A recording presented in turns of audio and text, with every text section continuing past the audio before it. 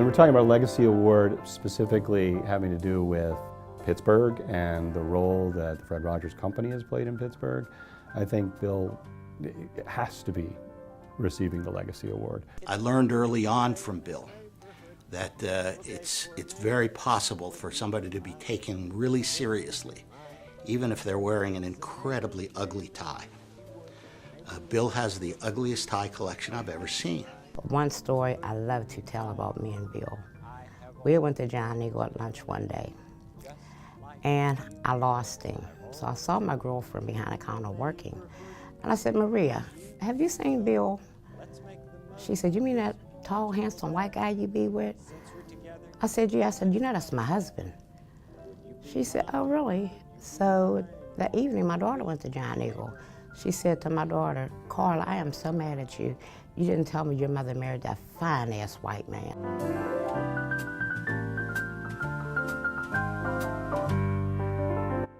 Bill is just amazing. You know, what he accomplished is just incredible. And the really annoying thing about him is that he does it almost in secret. What if Bill Eisler had spent as much time in Hollywood as he has in Pittsburgh, right? Can you imagine? Like, he would be sitting next to Jack Nicholson, like, at every Lakers game. He would know everybody. He would be involved in everything because Hollywood's a small town. So just imagine Bill Eisler in Hollywood. It would be a whole different Hollywood. It'd be awesome. Ugly, ugly ties. Still, very effective, very capable. Has Bill been fun to work with? It really is a form of being able to sleep with your eyes open. And Bill's become just masterful at that. Bill's legacy is so connected to Fred's legacy. He really understood children and families, and he understood how to be supportive to Fred's work. Bill, if you're awake, I hope you hear this. If not, with whoever's sitting next to Bill, just give him a little tap. Congratulations, Bill, on the Legacy Award. You have earned it, and you can go get a good night's sleep tonight. Congratulations, Bill. Congratulations, Bill. You're a great person and a better friend. Bill, congratulations on the Legacy Award. You're the most deserving guy I can think of. Thank you for helping me get ready for the challenge ahead of the Fred Rogers Company. I love you, Bill. Hey, Bill, congratulations. This is getting a little tiresome, but you deserve it. So congratulations, and thanks for everything you do. I just want to say, Bubba, I'm going to miss you and I love you.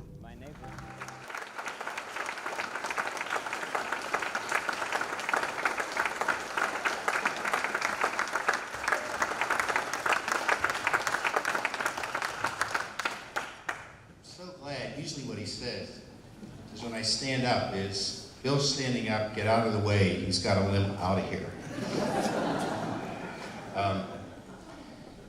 Thank you.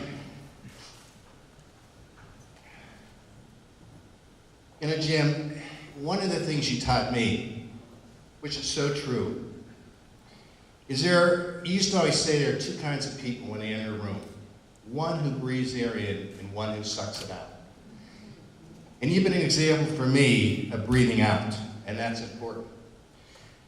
I want to thank Carl, Wendy, who is an incredible human being and a very good friend of my wife's and of mine, of Michael, Jordan, and I could go down the entire staff of Steeltown. It is an incredible group of people who work every day to fulfill a dream, not only of Steeltown, but of Ellen Candor.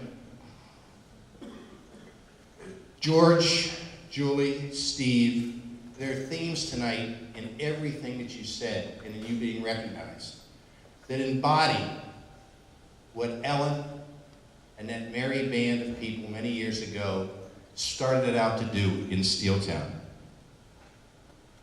The personal meaning to me of getting an Elly Award is that Ellen was a friend, and I didn't meet her through Steeltown. Marty and I met her when we moved to Pittsburgh, and she appeared on our doorstep to measure, for as only Ellen would say, our window dressings. We never had window dressings in Brookline. Lou Astorino can attest to that. We had Venetian blinds. I was fortunate to be able then to get to know Ellen, and especially through Steeltown. When she talked about the vision of Steeltown, she always focused on projects that would encourage young people to get involved in the emerging entertainment industry in Pittsburgh. As her husband Greg said in the invitations that he sent out for tonight, Ellen's dream was to build the Pittsburgh industry from the kids up. Think about that tonight and think about the themes. Tom Savini is teaching. He's teaching every day. That's his passion. Yes, he's a great special effects person, but it's about youth with him and giving other people the opportunity that people gave to him. Ellen's dream.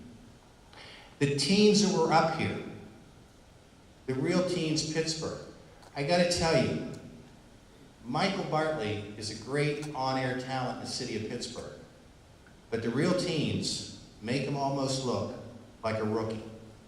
They are that professional, and they have opportunities that a lot of students and young people don't have. But Ellen knew that. Ellen knew that she, as an individual, was given a lot of love, a lot of encouragement, and a lot of opportunities. And family was centered to her. I had the opportunity to get to know that family, to meet Jack, to meet Mom. And I had to call her Mom because when we would be sitting in the coffee tree talking about Steeltown, and Mrs. Weiss would come in, Ellen would always say, "Here's my mom." And I would say, "Mrs. Weiss," and Ellen would always say, "Just call her Mom." So I do call her Mom.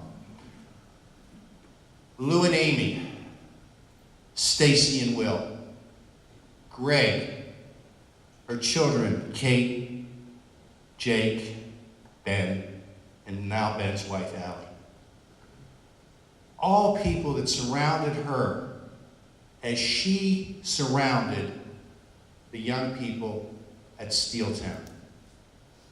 That was who she was. And that's what she wanted everybody to be who worked with her. Last year, when her dear friend Ann Lewis received this award, Ann talked about her friend. And what she said about Ellen is so, so true. Ellen did not know the meaning of the word impossible. If you were going to work with Steeltown, anything was possible. And Ann said sometimes she almost drove us all crazy. She was very personal about people. Another day I was sitting in the coffee tree. We drank a lot of coffee. And my wife walked in, Marty. I introduced her. Marty was fixing her coffee. She always used sugar in the raw. Ellen got up and said, "Do you like that?" Marty said, "It's all I use. I carry it with me all the time, and I'm having trouble getting packets because they just sell it in bulk." That was about 8:30 in the morning. 4 o'clock in the afternoon, there was a plastic bag with more packets, individual packets, of sugar in the raw. We still have them. It's not unusual. My wife also carries her little packets at home, and Hellmann's mayonnaise and Heinz ketchup with her too. But that was Ellen, always giving, always wanting people to know that there were people who loved them, who would be there for them, who would support them. I have to thank my colleagues at the Fred Rogers Company. It's great. Paul Siefkin, who is up there now, the president and CEO, is not here tonight because he and a few others, and I get to say this, Greg, and I get to say this, George, and I get to say this, Tom, is in LA because our 3 programs have been nominated for 18 Emmys.